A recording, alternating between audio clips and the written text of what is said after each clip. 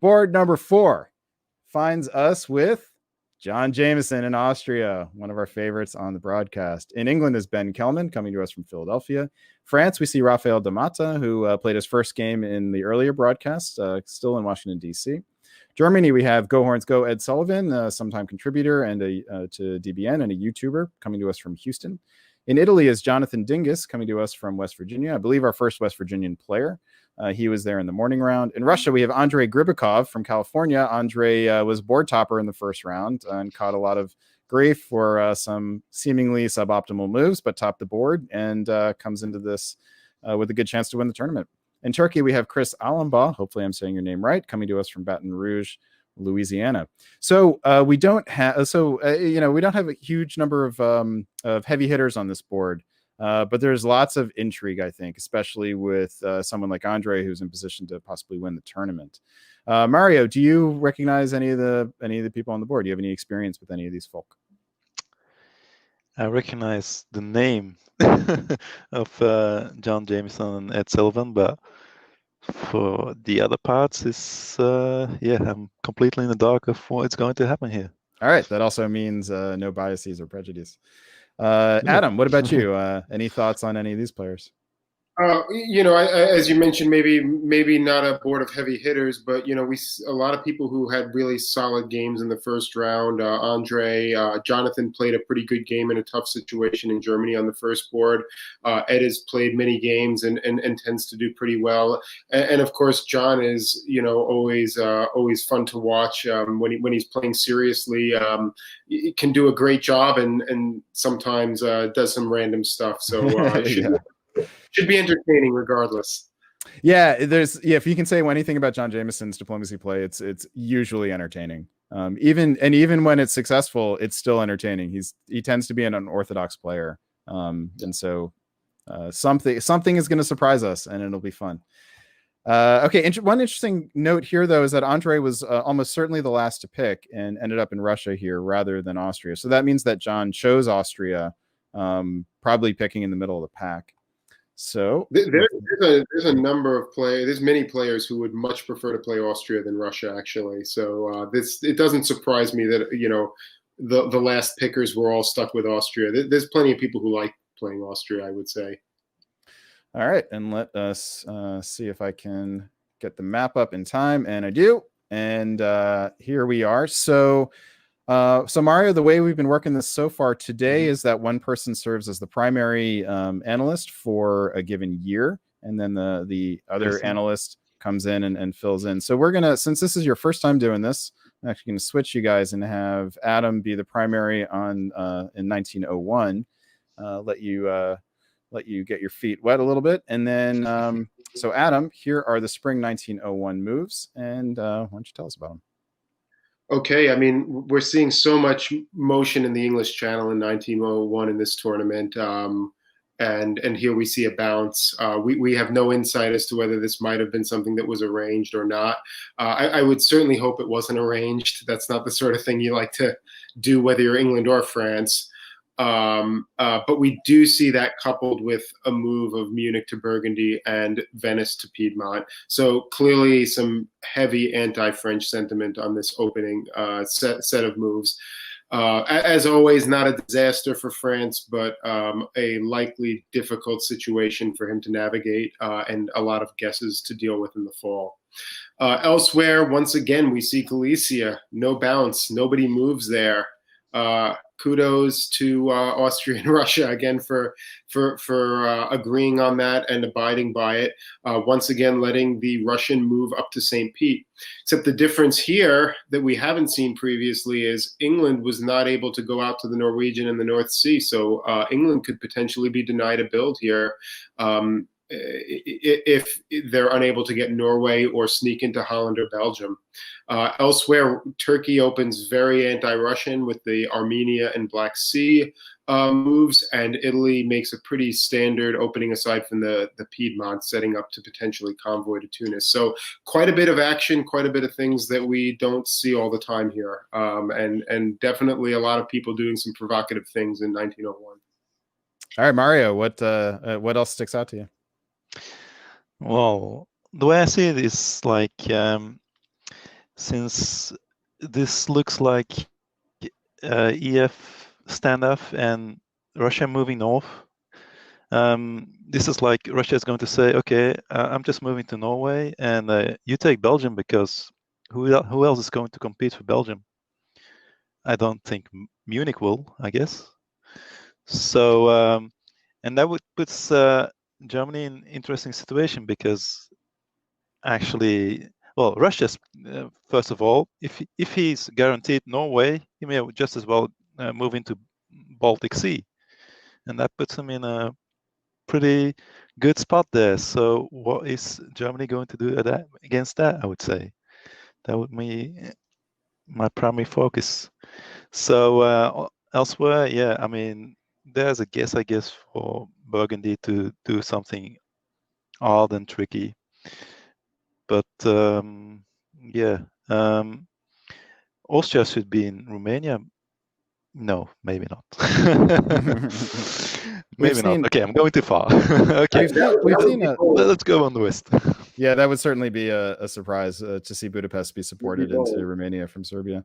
But look, John Jamieson, right? It is possible. I think he's, there are players who like to do interesting and different things merely for the sake of doing them. Usually players who have played for a long time and have seen a lot of the same stuff over and over again, and just like to try cool stuff if it's different. And I think taking Romania here, and getting trying to get 3 builds as Austria is something that I think John would probably enjoy doing.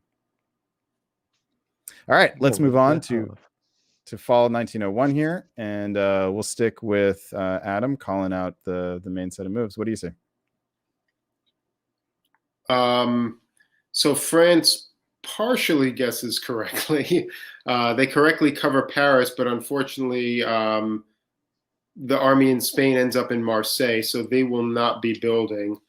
I'm very surprised, actually, to see the Russian army in St. Petersburg hold. That's a really strange decision on the part of the Russians. You would at least expect it to move to Finland if they didn't want to bounce Norway, so as to leave St. Petersburg open for a build. Or perhaps even convoy the army to Sweden, which is something you see once in a while. Just a hold is very, very passive, and not always what you want to do if you're trying to get some momentum in the game. The Turkish orders are kind of interesting also. Ankara to Black Sea is perfectly reasonable. Strange to see Armenia move back to Ankara, but if that was negotiated with Russia, good job by Russia to arrange that.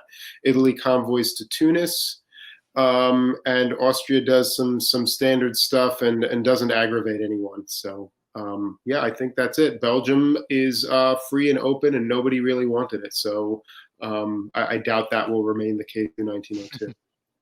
So Mario, let's focus on the West here a little bit. Who do you think has the biggest advantage out of how this has worked out so far? Well, as I said, I mean, Russia should have gone straight for all the dots that he could go for, which he didn't. So, and Belgium is not taken, which is, yeah, I mean, it's my home country, so I will go there. So Germany had a choice here, right? Which was could take Belgium. It was almost uncontested, or to try to harm France further. So obviously this is very difficult for France. France doesn't get a build, has units in Burgundy, Piedmont, and the English Channel. Is between England and Germany, who benefits more from this situation, do you think?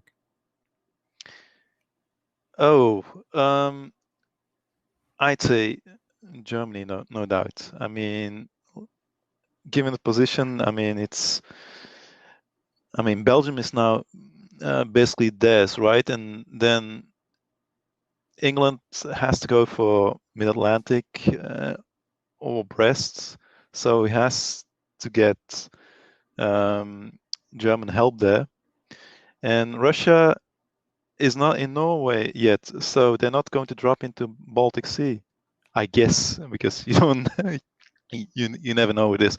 But yeah, I mean, this looks very go for Germany at this point. There's also nothing in the whole corridor there from Tyrolia to Prussia. So yeah, Germany. All right, let's check out some builds here. See how it goes. We've got England. A little bit of a surprise here, putting the fleet down in London rather than Liverpool to commit further against the French. You could even have made an argument for Edinburgh here, but this suggests that that England is worried about Germany. You got to build Fleet London there. You can't leave nothing in the North Sea with Germany, sure to build a second fleet. So I think that's the right move. I mean, Liverpool's certainly stronger and more aggressive, but it's way too dangerous. You're leaving yourself way too open with the Fleet Liverpool in this position. And so Germany, for his part, puts down Fleet Kiel, which gives him exactly the sort of tactical flexibility that you, Adam, were just worried about, I think. Okay, and elsewhere, actually, the rest of the builds are unsurprising. We've got the Southern Fleet from Turkey. We've got the Fleet Naples from Italy, and some armies from Austria, and 2 armies from Russia. So Russia got Russia picked up Sweden and Romania. All right, let us continue forward here, and so Mario will give you the shot at doing calling most of the moves for the spring of 1902. Lots of black arrows, so lots of successful moves. Tell us what stands out to you. Yes, I was, of course, looking at what St. Pete would be doing, and yeah, he's already attacking. He's attacking, but he's not following up with Moscow to St. Petersburg. So he's attacking in both directions, which is interesting because now he also has to worry about how he's going to cover St. Petersburg. Meanwhile, Germany moves up to Skagerrak, so he can go Sweden or North Sea. So in a EG, this is going to be Sweden, I guess. So Russia is not going to gain much. Well, he's going to lose there in the north. What do we see down south? Yeah, again, Turkey getting boxed in, which was, I guess, foreseeable since Austria was playing pretty standard up to this point. And yeah, Italy going the eastern route. That's also pretty standard. And then, yeah, I mean, I'm just going around the board, right? Because you guys have the west-east split. I'm just going around the board. I see France. I mean, he didn't get built, so he has to do something. So we see Piedmont holding while Marseille is moving to Spain. So from that point, it would appear like France has another shot at gaining a build somewhere. Is it going to be enough when he doesn't have a place to build? That's another point of contention. But there's so many units on Marseille, there's probably going to lose that. And he doesn't have anything to take both Iberian centers. So France is still not going to grow. Yeah, I think France might have preferred a bounce and Brest there. Yes, it would. Or even a self bounce. Adam, anything else stand out to you here? You know, I think the Russian moves show some, you know, the effects of indecisiveness, right? I mean, if you were going to do that, or if you knew this is the way you were going to be going, why didn't you just do it in the fall of 1901 and keep England out of Norway in the first place? And then you're not going to have an English fleet in the Barents Sea the following turn once you support yourself in, right? So not, you know, again, I don't hate the move, but I think that you could be in a better position if he had just been more decisive at the end of 1901 about which way they wanted to go. I think, you know, the AR is great for Russia. You know, for John's sake, going up to Tyrolia and Bohemia so early in the game is a big risk, but it could pay off very well for him if he actually is able to make some gains and get some builds to fill in the gaps. Yeah, this seemed to be like Andrei. It just got over. His eyes got a little bit big here, thinking that he could take Norway and hold on to it, given all of the firepower arrayed in the north. So, and now now he has to dance just to make sure he keeps St. Petersburg. So he's likely to lose. He's likely not to keep either Norway or Sweden. Just has to make sure he doesn't also lose St. Petersburg. Yeah, John's looking like the puppet master at the moment, I have to say. Yes, indeed. We did say last time that there was nothing in the corridor, but now there's all these Austrian and Russian armies stacking up there. So suddenly Germany's position looks very, very fragile. Yeah. Well, he's going to lose. He's going to lose Berlin and Munich this turn. And Munich, yeah. Munich, yes. Yeah, Berlin is guaranteed, and Munich is presumably. All right, and unsurprisingly, it's what happens. So Mario, tell us about the tactics around Munich. Would you have led with Bohemia, or would you have led with Tyrolia there? Yes, well, that is interesting. I would have done Tyrolia because I don't want to aggravate Italy, and Italy was already holding, so there's always this chance that he's going to try and cut Tyrolia. But yeah, as you can see, even that wouldn't have been cause. Well, it would still have succeeded, Bohemia to Munich, because Germany is just pulling back into Ruhr and Burgundy. So Tyrol is definitely a stronger tactical position, but for the sake of the alliance, maybe move Tyrol instead of Bohemia.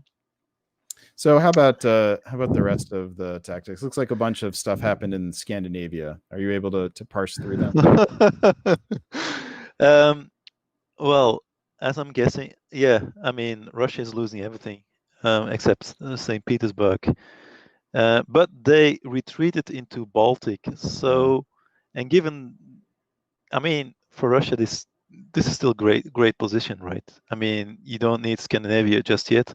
If you can score into Germany, and I mean, yeah, this is still great. So I didn't expect right. Maybe I would have already moved up Barents to Norwegian with all that's happening there. But otherwise, yeah, great for Russia. So, Adam, go ahead. I would actually dispute that. I would argue that this is a terrible position for Russia. Russia is sitting with these units in the south, like Armenia, helping other people take Turkish dots, while they're going to basically be in a position to lose St. Petersburg to an English army next year, and they have no way of stopping that. I mean, I think this is actually really hideous, and their units are so out of position that they're going to be in a world of pain. I mean, the fact that they took Berlin and aren't going to disband is okay, but if you want your dots to be, in Berlin and Kiel rather than St. Petersburg and Moscow and such things, I think this is great for England. I mean, I think England is just in the seat here. They've got a weak Germany. They've got a weak France. They're enemies with neither of them. Right? We have to take a minute to talk about what's happened with France here. I mean, they've got a free pass into St. Petersburg. Good job, England. I mean, this is just great. But we have to take a moment just to discuss France here, because France managed to somehow not lose a home center again for the second year, despite having multiple units against both of them. But yet again, guesses wrong on Marseille and sends the army back to Marseille. So this army has now gone from Marseille to Spain, back to Marseille, back to Spain, and then back to Marseille. So France somehow is actually not collapsing, but also not growing in after 2 years of play. Yep. Yes. Can anyone explain to me English Channel to Belgium? It doesn't serve. I had a question about that when I first saw it as well, Mario. But he's got nothing else to do with it. I mean, I guess he's probably better off just supporting the North Sea just in case, because that Belgium's not going to go anywhere. Isn't going to move.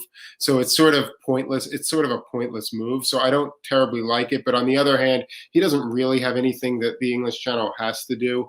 I would have preferred to support the North Sea as a just-in-case kind of thing, and probably less aggravating to the German. But or take a swing at Brest for no reason, right? Which actually, I mean, you could take it. But I would probably rather just stay there for the moment. I mean, France isn't doing anything against you, so. No, I would send it to Mid-Atlantic, because you want to keep France out of Mid-Atlantic. I'm guessing, as long as that fleet is in Brest, it's not going to go to Portugal. So if you build a fleet Liverpool next, then you just draw it down to Mid-Atlantic while the fleet is still in Brest. That's much better position. I'm not convinced as England that you really want to fight France right now. Actually, I think you want to take advantage of the northern situation and shore that up first. So. I think as long as France is, sitting at 3, and then they've got to take their Iberian centers, and you can orient them somewhere else, I'm not too concerned. All right. Well, why don't we find out what England is thinking with their builds? And the answer is England didn't get a build. England doesn't build, right? Oh, because they were just keeping Norway. Oh, right, yes. They already had it. Got it. Okay. Well, elsewhere we have Italy dropping a fleet in Rome, which is a strong signal where they want it to go. And Austria builds an army, and that's about it. Yep. We had a disband. Must have been a PIF somewhere else as well. So look, it's hard not to like the Austrian position here. Am I? Anyone want to make an argument for anyone besides Austria being in the pole position here? I still like England, but you've got to like the Austrian position too. Yes, I don't think Italy is bad either, necessarily. I mean, France is very weak. So, and as long as Austria keeps building armies, okay, then the Austrian Italian alliance is strong. But I do need to be careful about England and Russia, because I previously thought for a moment there that the fleet in Barents was Russian, but that was not.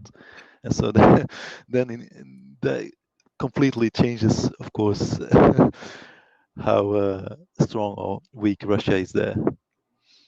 Yeah. All right, let's keep going here. So Adam, back to you as the primary analyst for spring of 1903, and tell us what you see.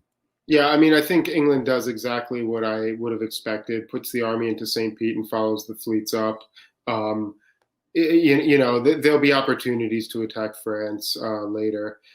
France makes an interesting choice in going to the Western Med instead of Portugal or Spain, which I guess is okay because he can drop into Spain from Western Med anyway to take it. What else do we see? It looks like they destroy the Turkish army in Khan. That's really painful right there, and great news for the Italian. I'm assuming that they're not going to give Italy a second center there, and that Russia will get Smyrna or something. But this is an effective takedown of Turkey. Turkey should be dead this year thanks to these moves. So good job. It's also really interesting that Austria continues to send armies up towards Germany. This is going to give him some flexibility and allow now Munich can be a mover somewhere, since he can support Bohemia back into Munich and beleaguer it behind. So that really will have a big impact on their ability to push through Germany. All right, Mario, is there anything in particular that stands out to you? I think Italy moving into Tunis and Tyrrhenian Sea and Ionian. This means that they are guaranteed to move into Western if they want to, but I mean, if France is doing the normal thing and taking Spain with the fleet, then they can even press on harder than that and still take. So I'm happy for France that they're going to get a build here. I don't. Rafael has had a really tough. Don't assume. That's very true. Maybe. Maybe. I don't. There are many ways we could imagine that France doesn't get a build. Let's just find out how it goes, shall we? All right, Adam, you're up for fall of 1901. Yes, Spain has finally fallen to the French. Portugal will remain unowned until at least 1904, though, which is quite exciting. I think there's a few interesting things here. One is that the Italians do end up taking Constantinople and getting a build this turn, while sending all of their fleets to the west. And deciding against going to the Western Med from Tunis and instead North Africa. I think Western Med would have been a stronger move. There was no reason to think that that the French were not going to go to Spain there, but they certainly weren't going to go to North Africa. So I think this was the safest way to do it. Alternatively, Ionian could have just gone to the Tyrrhenian Sea. This is fine. I mean, this is a very strong position for Italy, having some game against attacking France. France will build a fleet in Brest now, presumably, which will maybe make it a little more challenging. It looks like nothing went anywhere in Germany. Why did Kiel? I see. Denmark was not cut. Why did Baltic not cut? Baltic supported Munich to Kiel, but was cut from Sweden. Yeah, so Baltic should have cut Denmark, and Berlin supports Munich to Kiel would have been guaranteed. So I don't, this is a tactical error. I think Andrei is a newer player. Okay, that's okay. I think we should point these things out. I think it's a learning experience for everybody. But when the option is between giving a support that can be cut or cutting a likely support, obviously cutting the likely support is usually the better tactical play, and would have been so here. England makes an interesting choice to not do anything.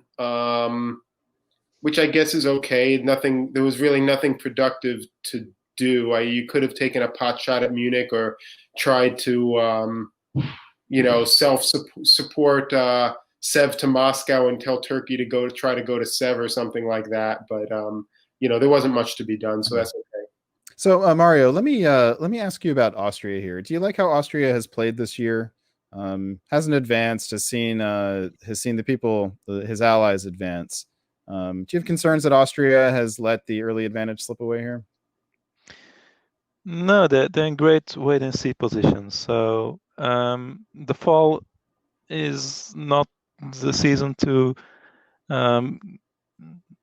It's not the season to lead up any suspicions by moving in any certain direction. So spring 94 is when you decide, do I go on Russia or do I go on Italy? So, and they're all in the middle with all the centers, with all the units. So, no. I mean, they can take Turkey off of Italy if they want and still attack Russia. So, no, they're good. All right. But you think that may be coming? Area where Italy wasn't building here. If Italy was not getting a build right here, Austria would have an opportunity to essentially take out all of Italy in one turn. Yeah. But unfortunately, that build will prevent that from being. I mean, look, there was an offer from Turkey to take Constantinople, and you slip into Venice. I mean, it's it's an option. Not strategically, it blows up a lot of things. No, not now. All right. What we have instead is Austria does get a build. Was there one in pocket? Is that why? Must have been. Must have been. We missed that last time. So Austria. Oh, because I think they only had two. They didn't have enough home centers open. So Austria puts down an army. We get France finally with a build. Congratulations. Yes. Congratulations to Rafael. maybe short-lived, but maybe not. Elsewhere, we get England putting down a fleet in London, which can do lots of different things, and that's it. All right, let's move on to spring of 1904. And Mario, you are the primary on this one. Tell us how the board looks. Okay, so England moved against Germany, which is, given the position, quite unsurprising, but still they get into Helgoland and North Sea, so they're going to take Denmark for sure. So great for them. What else do I see? Oh, Austria already attacked. I would say nobody could have predicted this unless you were watching the game, and then everyone could have predicted this, right? Yes, indeed. The only thing that's a little curious to me is Bulgaria to Greece. So if you're gonna attack Italy here, why go to Greece here? Unless you're thinking about a convoy over to the boot. But Bulgaria to Constantinople seems like it would have been a pretty natural. No, not at all, Brandon. Actually, Bulgaria to Greece is absolutely right, because now you can convoy to Apulia. Russia is going to take Khan, because Russia just moved to the Black Sea, so Russia can support themselves to Constantinople. So this is actually the absolute perfect setup for them. Yeah. All right, let's see how it works out in the fall here. So fall of 1904, and Mario, you are primary here as well. Oh, thanks. Well, surprisingly, England is actually still supporting Germany. And again, I guess because the AR is too strong and he wants to keep everyone up, so he's organizing EFG for the moment. Let's see how long that holds. And we see, Italy has to move back. So France doesn't take Portugal. Oh, they're patient. Oh wow! Oh god! Yeah, this is another missed build by France. I'd love it if France came back and topped this board. Yes, indeed. Adam, what else would you like? Sorry, go ahead, Mario. Yeah, Austria managed to move into Rome. Okay, I see. Tyrrhenian Sea only could cover Rome or Naples, so Austria took one of those, so it was guaranteed also.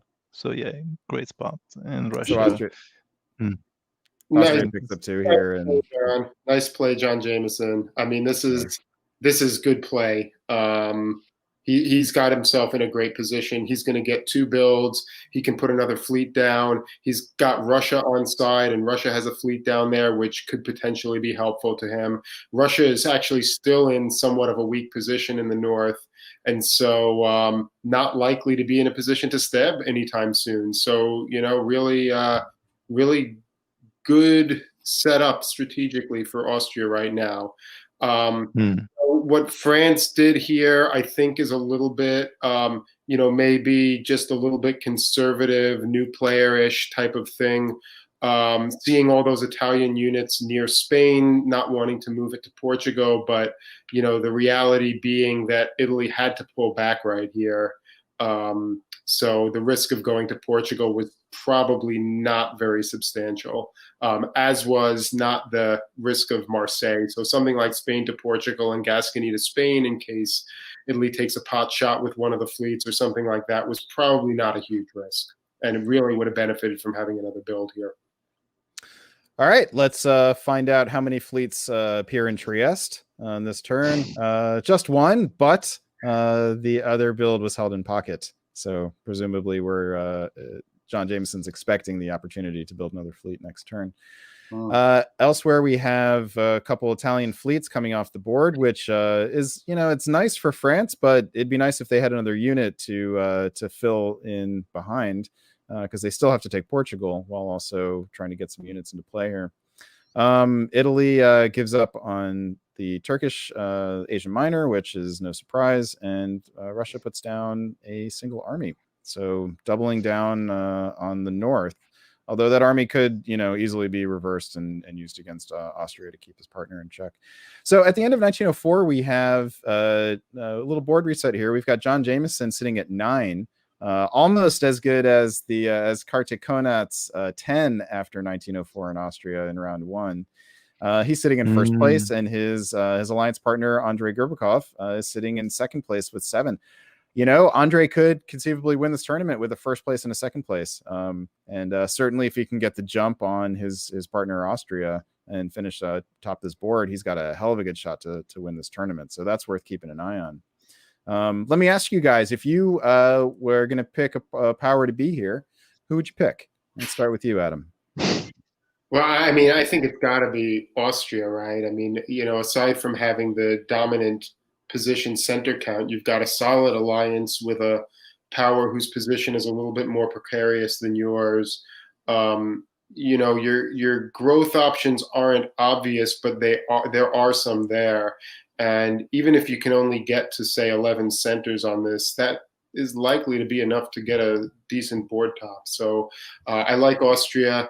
I still do like the English position, though they're going to have to make some decisions soon and probably have to work something out diplomatically with the Russians in order to be successful in this game. And Mario, how about you?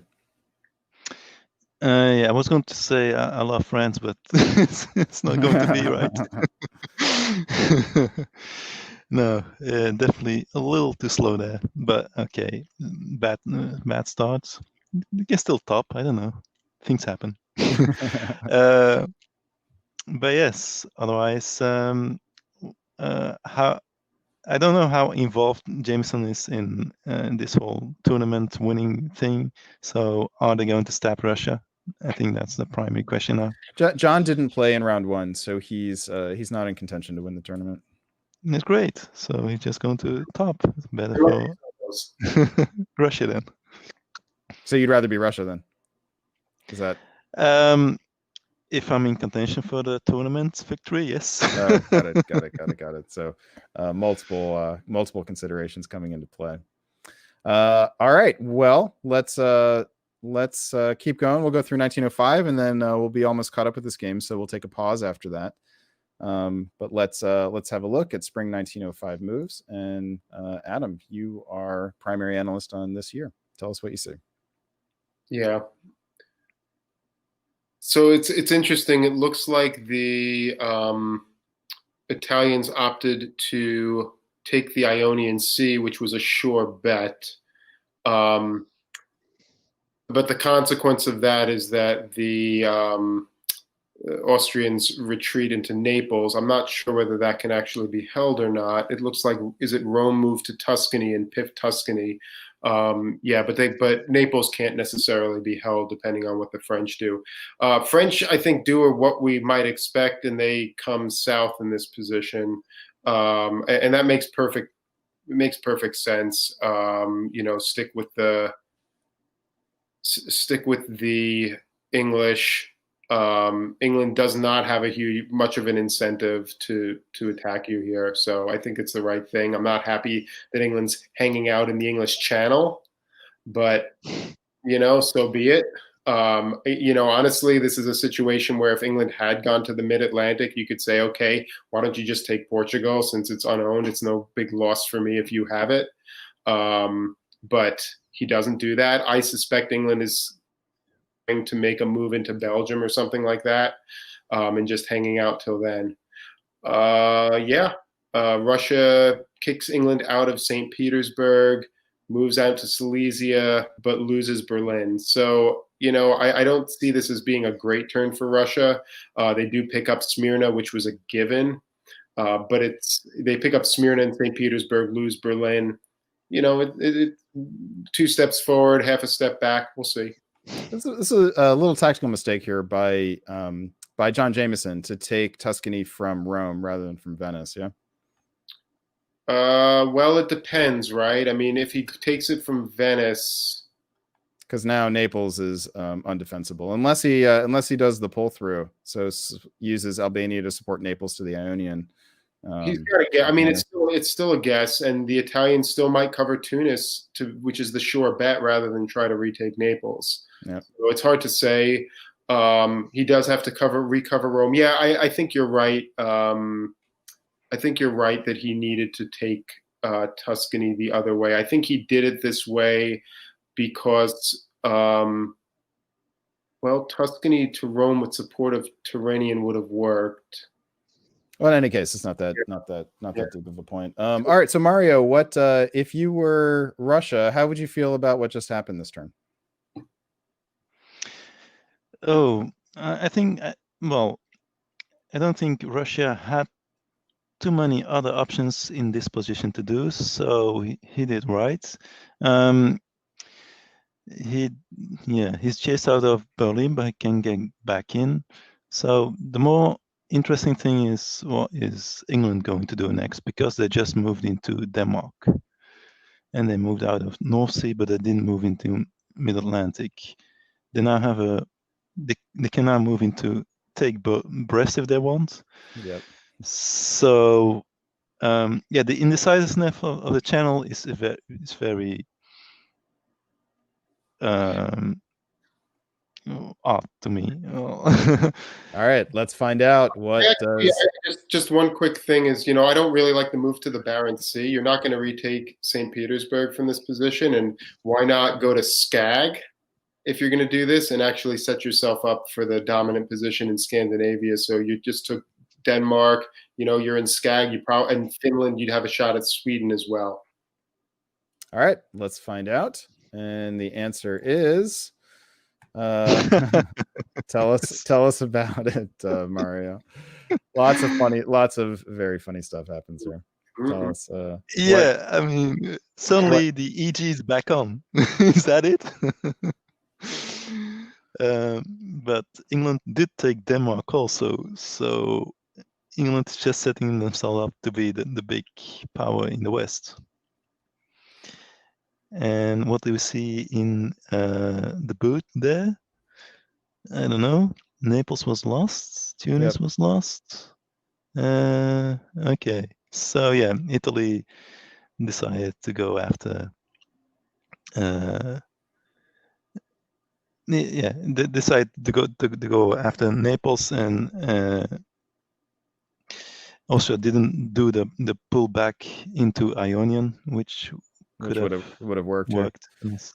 So France is still at 4.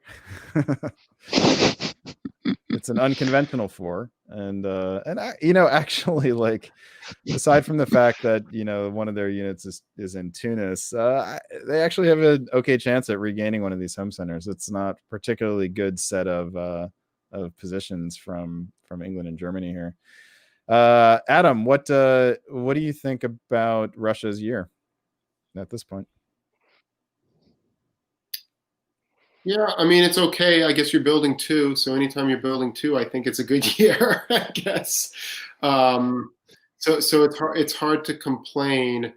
The gains for Russia at this point are not as obvious to me. You're not in a position to move on Austria, and it's not clear to me that you would want to. You're not in any danger from Austria either, which is great. But you can't really make progress in the north.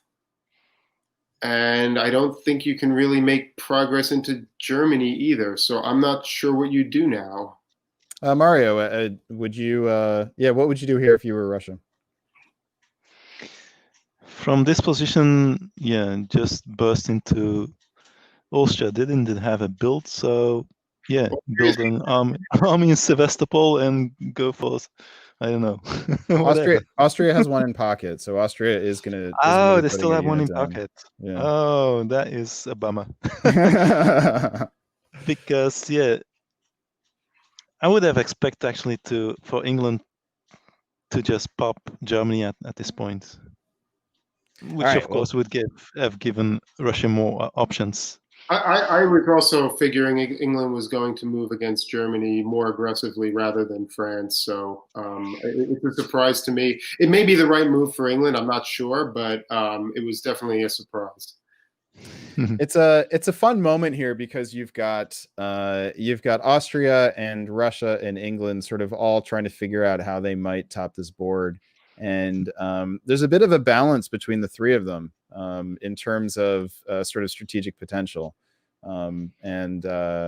it's I personally would like to be Russia here. You're putting down 2 units. If you can get the jump on Russia, and you've got Aegean in the south, right, with an army in Smyrna. You've got St. Petersburg is indefensible in the long run. But if you can get the jump on Austria, then you've got this board top sewn up. So let's have a look at builds here, and then we're going to take a pause on this game. So Russia only puts down 1 unit. Was that a bypass? No. Yeah, they must. I think it makes sense. I think you're not ready to make a move on Austria, and keeping 1 in pocket may help you do that later on. It's also a good alliance play to not put something in Sev right here. So I like it. I think if you're going to, you probably could have made an argument for a fleet if you really, really wanted to. But if you're not going to attack Austria, you probably just keep the build in pocket. I'm with you on that. Let's see. Elsewhere, we do get another fleet from Austria, and I think your problem if you're Russia is that if you go too long, Austria it may get a commanding position and be unstabbable. So this may be the point where you kind of either got to do it or accept that you're not going to do it. In any case, we leave this board. We're going to put this board on ice for a little bit. We leave it with Austria and Russia tied for the board top at 9, 3 centers ahead of the next closest, which is England and Ben Kellman. And France, I want to give some props to France for sticking around. This was a hellish opening, had the English Channel, Burgundy, and Piedmont openings from all 3 of his neighbors, managed to parry one of them, and, despite some missteps, is still alive in this game. Okay, let's, so I got you guys' thoughts a little while ago about who you'd want to be. I think both of you rejected the idea that this was a good time for Russia to be stabbing. Am I right about that, or did one of you think that maybe he should be going for it now? No. I said it was wrong to stab to move into position last turn. I agree that this is a great moment for Russia to try something. Would you have liked to have seen him put the army down in Sev, or would that have made it too obvious and lost the element of surprise? Yeah, I mean, yes, indeed. Surprise is always a good factor in here. So he's guaranteed to move into Galicia, and I don't see Austria pulling back too much on Budapest. So he's also guaranteed to gain Bulgaria if he just moves up to Constantinople. Almost. Yeah, he can guarantee it. So unless Austria is really going to pull everything back into against Russia, which would have been more plausible if there was built in Sevastopol, then Russia is good to go for a stab. Consequences, you do that move, you lose Berlin because the Austrians help the Germans back in. Yes. You may lose St. Petersburg regardless. So now you're going from a +2 to at best a +1 and maybe a +0. And you stabbed your ally, and you have an English army in St. Petersburg, perhaps. I don't think this is the time to do it.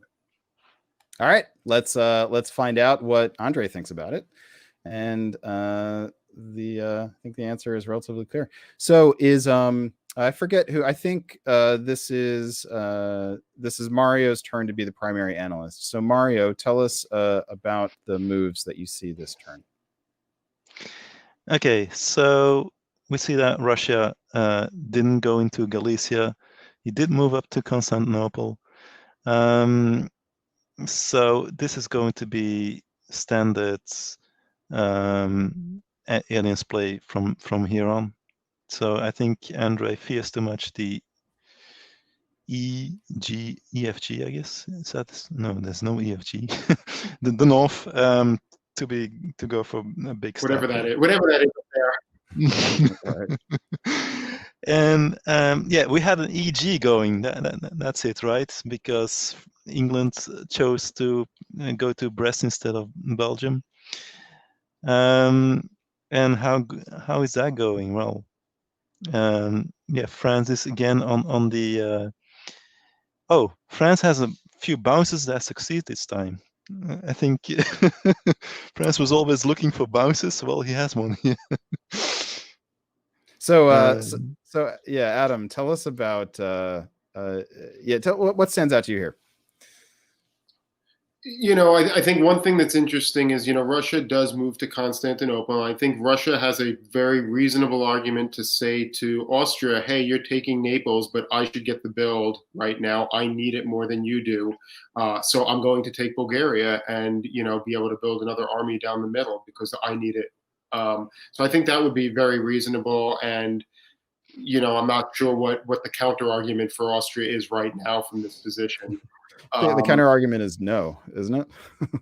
That is the counter argument, and then the counter argument is, well, you're right. I mean, there's certainly an argument to be had, but I think it's a discussion that I would be raising if I was in Andrei's shoes here. I said I didn't like the Russian stab on Austria, and I think the way the moves played out, I think support that, but I would be probably considering an English move against Germany right here to take Sweden and Belgium in the fall. I'm not sure that there's huge consequences to doing that. Mario, what do you think about that?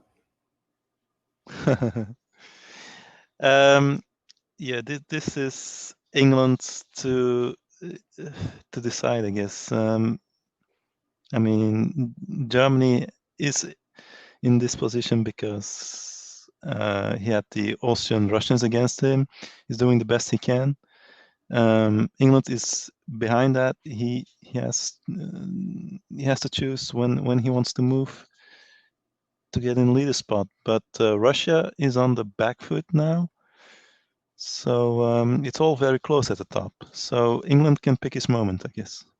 That's very interesting here. Austria supporting Ruhr into Burgundy is a little curious, I have to say. And just from a global strategic perspective, it'd be interesting to sort of try to figure out what John's long-term plan is. But rather than think about it, let's watch it in action.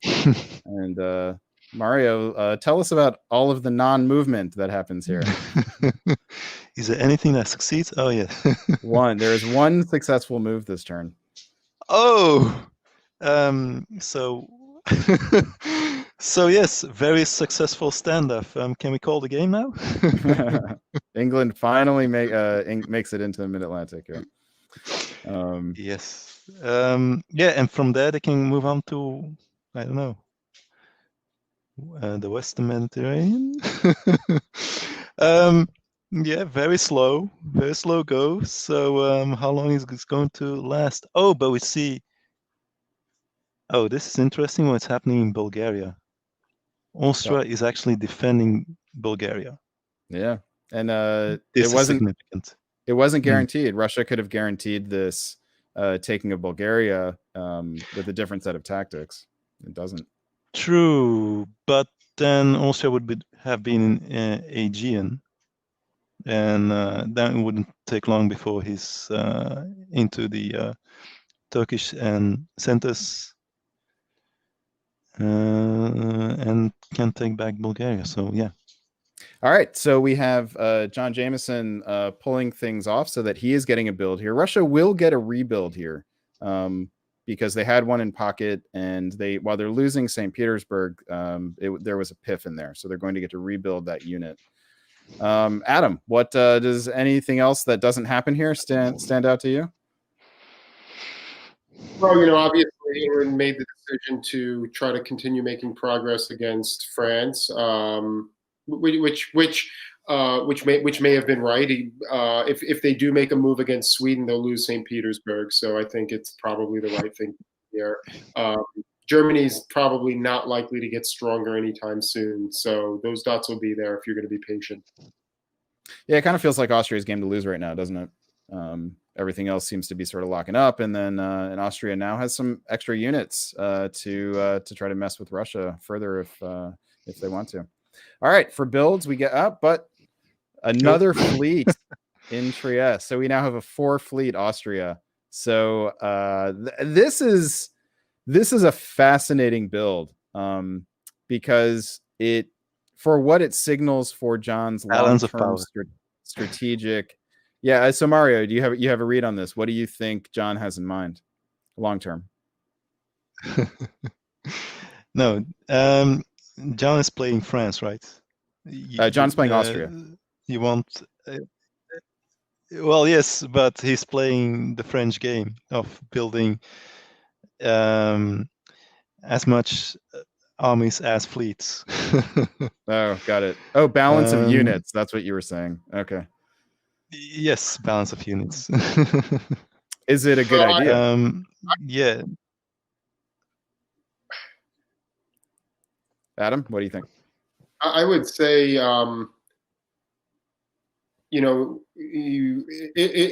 green, red is the new green, and he thinks he's Italy now.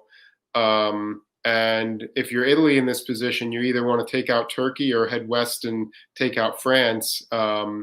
And so I think that's what's going to be interesting to watch. Interesting. If there are fisticuffs with Russia to come, then that fleet he's going to regret having built that fleet. I wonder if he realized that Russia was going to be putting a unit down or not. Or put it in Sam, not Warsaw, which is not the friendly place. Right. And then I think an army probably would have been the better build here, just for safety's sake. Yeah, it's hard. It's just hard to see how to put that fleet into action quickly enough to make it better than an army. Let's find out, though. So a lot of black on the board here, especially compared to last turn. And Adam, you are the primary on this. Tell us about it. Yeah, I mean, this isn't, super surprising. I mean, I think that John probably had to do this, had to pull out of Munich and get some units back towards Austria. So that's going to be painful, though, right? Because that's a key center that you really want to be holding. Austria and Russia are going to fight now. I'm not sure how that's going to turn out. It does open more doors. It does open more doors for England, though, and I think it's potentially going to be to England's benefit. Yeah, Mario, can you try to convince us that England's not going to be the beneficiary of this conflict here? I want to see the step. I mean, this is the turn where Germany regains a home center. So this is the turn when England should be stabbing. So Sweden, support Norway into Sweden here? Is that what you would do? Well, he moved into English Channel, so he has Belgium. Well, he has a pick on Belgium. Yeah, he has a pick on Sweden. It could work. It could also backfire, but it could work. All right, let's find out. And does it work or does it backfire? Adam, tell us what happens here. Yeah, I mean, England is just, I don't understand these moves, holding in the Western Med. Why are you there if you're going to hold? That's really odd to me. I mean, there's all kinds of things that unit could have done that would be more useful than holding, especially if you're not moving on Germany to begin with, right? And look, anyway, Germany picks up a dot here, but can't do anything with it. So I think I mean, this is the thing. I mean, I'm not saying you have to move on Germany here. I think that the danger Germany poses is minimal, right? Germany's sitting on 2, 4, 5 units, and now is it 6 dots? So they're not building. Okay. Austria and Russia are not particularly fighting, though they're not particularly not fighting either. So, Austria makes a supported attack on Silesia and goes to the head, but doesn't really make a concerted effort to do anything else. They're probably fighting. I don't know how. Austria and Russia, you're saying? Yeah, I mean, yeah, certainly are. Yeah, but I mean, you don't see Romania making an effort to go to Budapest or anything like that. I don't know. I mean, it's maybe you're just expecting a cover and playing conservatively. I don't even know what the net effect of this is. I think Russia's even and Austria's down 1 or something like that. Austria is definitely down 1 from Munich. Russia loses Berlin, picks up Munich, and picks up Bulgaria. So Russia is up 1 here. Russia will be putting a unit down. Mm-hmm. So far out. Yes. So that's my fleet. No. So, all right. So given that, we're now at 8-7. John Jamieson's got 8. Ben Kellman has 7. And let's see, Andrei Gribakov is at 9. So Andrei has taken over the lead. So John went down 2 here? What was the second one? So Munich and Bulgaria. Yeah, right. So Andrei has taken over the lead. It's worth mentioning, by the way, that no year can start after 10 o'clock. So this game hit this point, I think about an hour ago. So that what happens next may have factored into their decisions, and that decision was to end the game right here in winter of 1907. Ooh. Well, if you're Andrei, you're top third and you top your first game, of course you're going to take that. No question on Andrei's part. Yeah, John probably doesn't care that much, and his position just got compromised, and he's pulling, so he's probably okay. The only one who might want to play another year is England. And if England was watching the time, I wasn't really even thinking about the timed end, but England maybe could have been a little bit more aggressive. If they really want to, shoot for a board top here. But it's a solid result. If this game goes on, I actually like England's chances to clean up a lot of the North. So. Yeah, it'd be a question of whether Austria can rebound quickly enough, and we're having to pull 2 units here. Maybe not. Mario, does this? Sorry, go ahead. Mario, does this feel like the right result to you?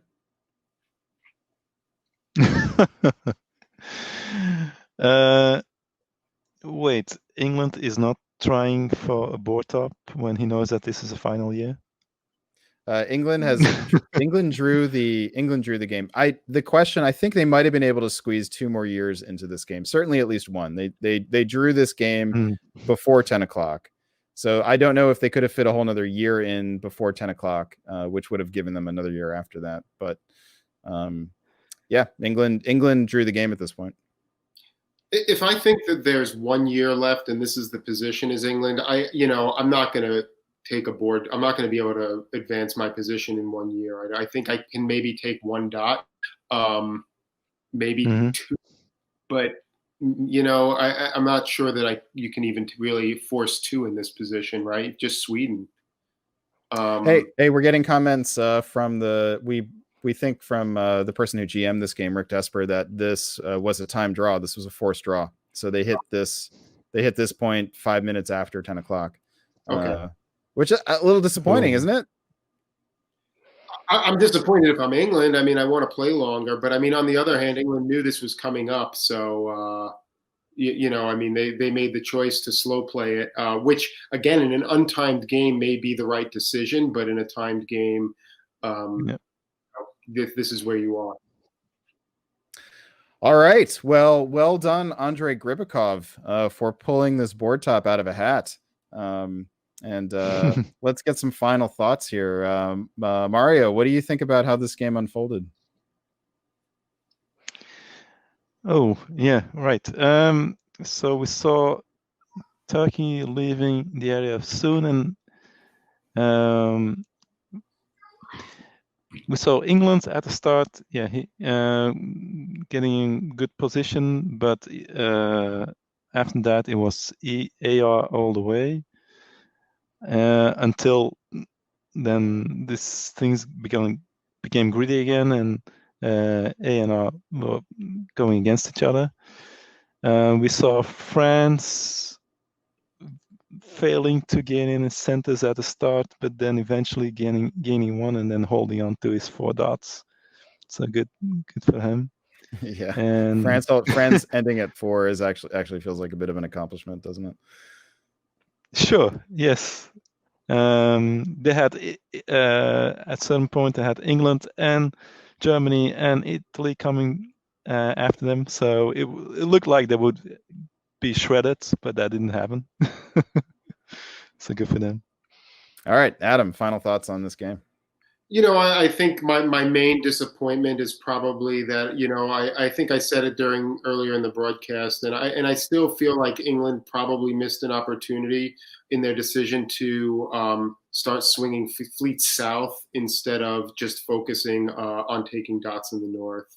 I think that they probably had a really good shot at keeping France on side and getting France to put their fleets in the south to do basically the same thing that those English fleets are doing, while England really probably could have cleaned up a lot of those northern German centers and had probably a better result. But, I thought it was a solidly played game. And congrats to the players here.